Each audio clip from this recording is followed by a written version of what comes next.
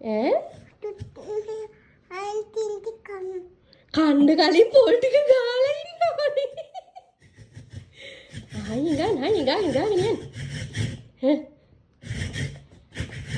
හරි කලබලේ.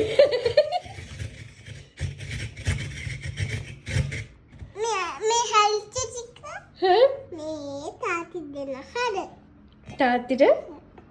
තාත්ති කයි දන්නේ නැහැ හැබැයි.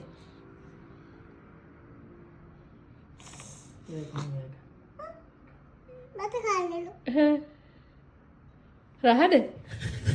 ආච්චි අම්මගේ පොල් වල රහම දෙන්නේ. ඔව්. ආසයිද? ආචම්මගේ දැටිපේ නේද? ඔය පොල් දැක්ක ගමන් එදා කිව්වා නේද මෙන්න පොල් කියලා. හරි සතුටක් ආවේ පොල් දැකලා ළමයාට. මේ හැල්ච චික මං කන්නලු. එතකොට කොහොම මගේ සම්බෝලේ හදන්න පොල් හැලෙන ටික කෑවම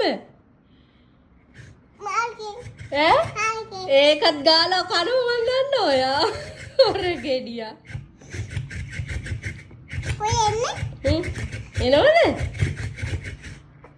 මම පොල් ගන්න මැෂින් එකක් ගෙනල්ලා තියෙන්නේ. පොල් කන වෙන්නේ. ඔව්.